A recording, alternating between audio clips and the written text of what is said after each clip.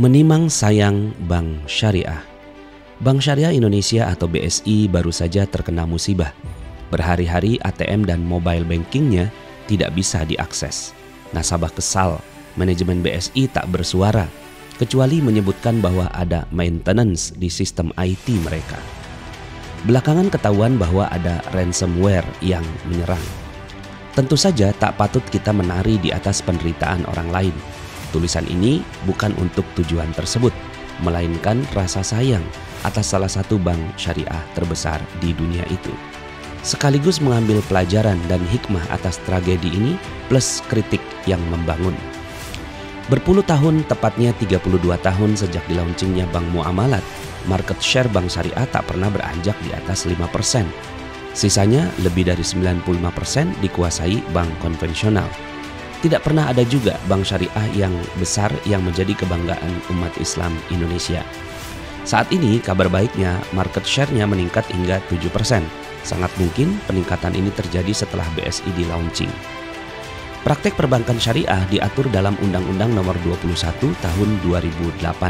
Sejak diberlakukannya undang-undang ini, terbentuklah banyak UUS atau unit usaha syariah dari bank-bank konvensional. Atas prakarsa Kementerian BUMN terjadi merger antara beberapa bank syariah, yaitu BRI Syariah, BNI Syariah, dan Bank Syariah Mandiri. 3 bank plat merah tersebut dijadikan satu menjadi BSI. Langsung saja BSI menyodok ke urutan ke-6 dari 120 bank yang ada di Indonesia. Harapan membuncah, tahun 2021 menjadi tonggak bersejarah dimulainya bank syariah berskala besar. Namun kini bank besar ini sedang diuji. Ransomware yang jika tidak dihadapi dengan baik akan mengundang rush besar-besaran kepada BSI. Semoga tidak terjadi.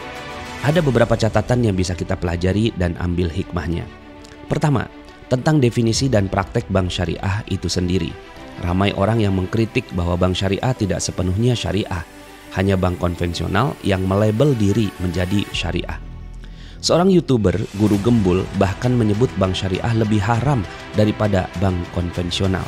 Hal ini dikarenakan sama-sama melakukan dosa riba, tapi bank syariah menghalalkan yang haram karena proses labelisasi itu. Pernyataan ini kadung saja dapatkan respon beragam.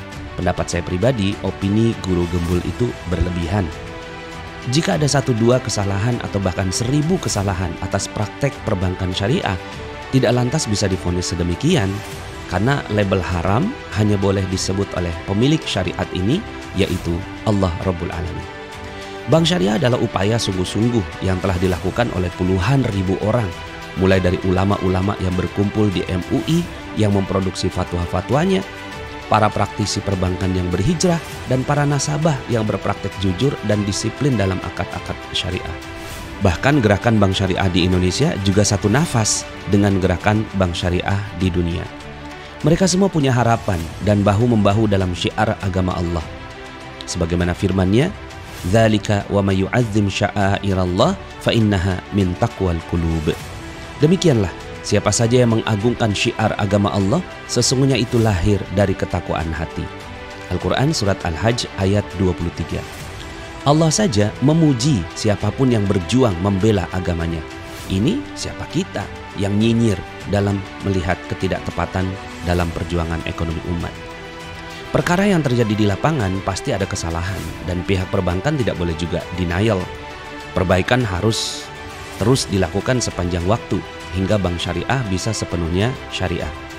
Sambil tentunya terus meluruskan niat, karena niat yang bersih atas perjuangan anti ribawi itulah yang akan menyelamatkan insan-insan perbankan syariah. Kedua, sebagai nasabah kita belajar bahwa sebaik apapun banknya tidak bisa menjamin keselamatan uang yang dititip di sana.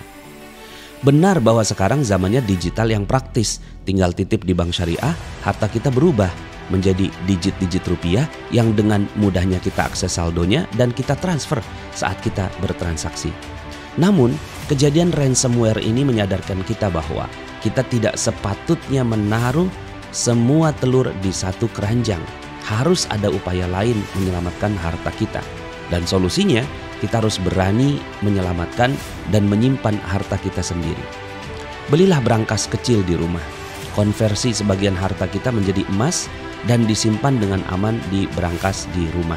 Nanti jika diperlukan, barulah kita jual kembali emas yang kita simpan dengan aman tersebut dan kita bisa bertransaksi sesuai keperluan. Hal ini diajarkan di dalam Al-Quran. Ketika Nabi Musa alaihissalam bertemu dengan Khidir alaihissalam, hal pertama yang dilihat oleh Nabi Musa adalah dilubanginya kapal oleh Nabi Khidir. Kelihatannya hal itu keluar dari asas manfaat. Perahu yang semestinya digunakan melaut dan punya penghasilan, kenapa dilubangi dan akhirnya karam? Tapi ternyata pandangan Nabi Khidir lebih luas daripada Nabi Musa. Di masa itu ada raja yang zalim yang akan dengan mudahnya mengambil paksa perahu yang terlihat. Dengan melubanginya, Nabi Khidir membantu menyelamatkan perahu nelayan itu untuk digunakan di masa depan. Tidak sederhana sih, tapi yang penting kan selamat. Bukankah hal itu sama dengan kejadian ransomware hari ini? Dengan mudahnya orang yang berniat tidak baik mengakses bank besar yang ingin diperasnya. Dan ini baru permulaan, sangat mungkin terjadi pada bank-bank lainnya. Bukan berarti setelah ini kita panik dan tidak lagi menggunakan bank, bukan seperti itu. Tapi mulailah membagi-bagi resiko atas harta kita. Ada yang di bank, ada juga yang kita simpan sendiri. Ketiga, keberadaan bank syariah mestinya bukan hanya sekedar mengatur transaksi yang berakar syariah, namun lebih dari itu yaitu pendidikan umat akan ekonomi syariah. Yang bahkan hal ini jauh lebih penting daripada bank syariah itu sendiri. Ada 123 kata rezeki di dalam Al-Quran. Hal ini menandakan perhatian Islam yang besar tentang urusan rezeki. Bahkan diatur di dalam kitab suci. Sayangnya bab tentang rezeki ini kurang mendapat perhatian dalam kajian-kajian keislaman. Di sini seharusnya peran bank syariah untuk menjadi pusat pendidikan ekonomi umat. Bank syariah harus fokus mengembangkan satu divisi yang mengurus pendidikan ekonomi umat ini. Mungkin selama ini tidak terlalu diurus serius karena dari sisi bank tidak ada keuntungannya, bahkan cenderung habis biaya. Tapi percayalah, jika bank syariah mulai menaruh perhatian pada pendidikan, Allah akan berikan berkah pada perjuangan ekonomi syariah ini. Ada banyak komunitas-komunitas anti riba. Sudah saatnya pihak bank syariah turun ke bawah merangkul mereka. Coba tanyakan aspirasi mereka. Kenapa mereka menjauh dari bank, bahkan bank syariah? Serap keinginan mereka dan temukan solusinya. Berikan support atas aktivitas mereka.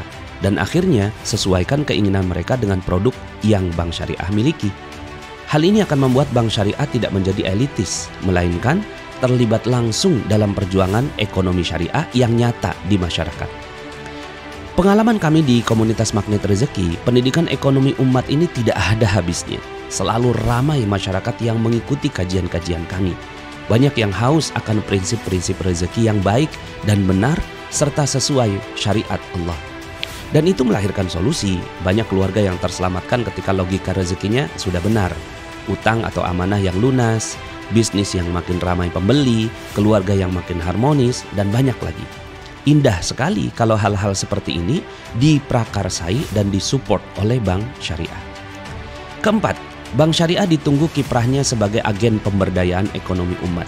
Sebutan ini semestinya bukan sekedar jargon, tapi sesuatu yang lahir dari jawaban masyarakat ketika ditanya, apa sih peran yang Anda rasakan atas kehadiran bank syariah? Kompak semua masyarakat akan menjawab, bank syariah adalah mitra yang telah sungguh-sungguh membantu dalam meningkatkan ekonomi kami. Jika itu yang terjadi, nama bank syariah akan harum sebagai brand baik yang selalu dikenal. Anda sendiri bagaimana? Apa pengalamanmu berinteraksi dengan bank syariah? Tulis di kolom komentar ya, biar dibaca sama para praktisi ekonomi syariah. Sahabatmu, Nasrullah.